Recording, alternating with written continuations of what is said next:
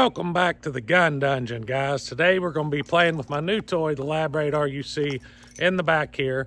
And we're going to be answering an old question that's often asked when it comes to picking a lever gun for deer hunting. And that is 30-30 or 44 Magnum. So what we're going to be doing here is we got a 240 grain bullet here, hand load, soft point. It's loaded pretty warm. And we have a 150 grain hand load here. Also pretty warm in the 30-30. So we're going to set this Lab Radar up. I'm going to use my old Henry 44 Magnum 20-inch barrel to be launching the 44, and my old Marlin 30-30, also 20-inch barrel to launch the 30-30. And what we're going to be looking at is just energy. That's all we're going to be looking at is energy at the muzzle and energy at 100 yards, and see just exactly how effective the 44 Magnum is in comparison to a 30-30. Or vice versa, however you want to look at it, doesn't matter to me.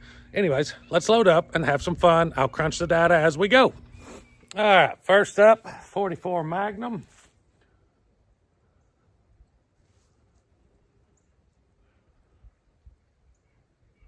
Get lined up there. All right.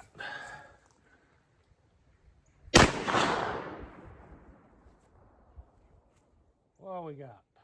Nothing. It's a good thing I loaded another one, ain't it? Probably because I didn't hit the button. There we go.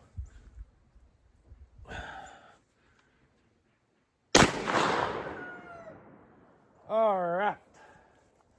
So, we got 1,732 feet per second at the muzzle, and at 100 yards, 1,300 flat. So, let's try another shot. See what we get there.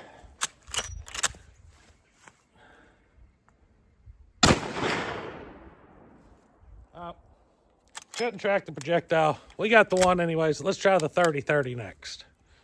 All right. So, I'm not very good with this thing yet, so you have to forgive me. It's only the second time I've played with it. But we'll check it out and see if we can get anywhere with it. All right. Get lined up here. I think I'm aimed where I need to be. Let's try her. All right, where we go.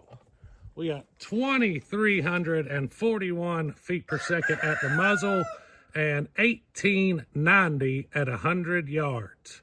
So, we'll crunch the numbers on those and see what we're looking like energy-wise.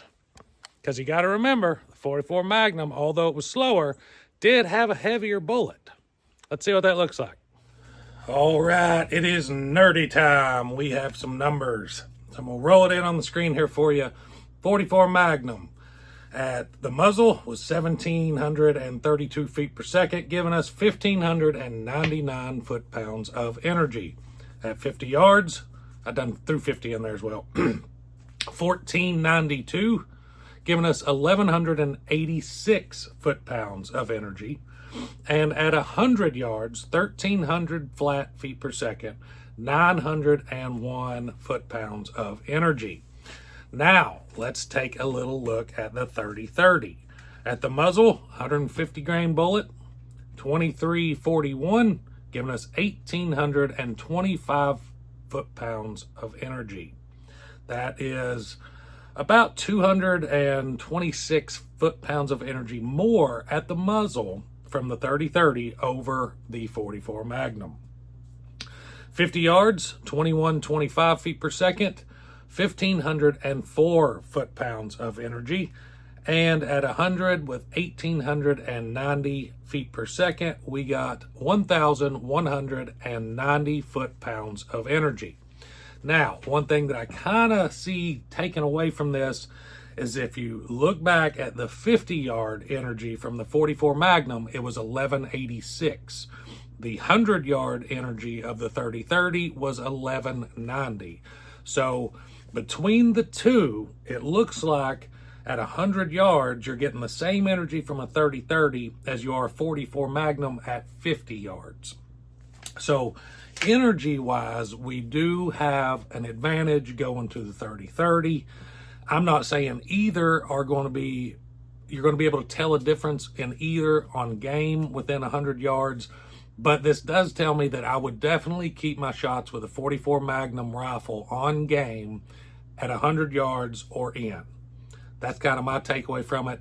Probably good out to 150 with 30-30, maybe even 200. I know people is going to get on there and say, I shot a 9-point monster buck at 400 yards with my 30-30, dropped it dead right there.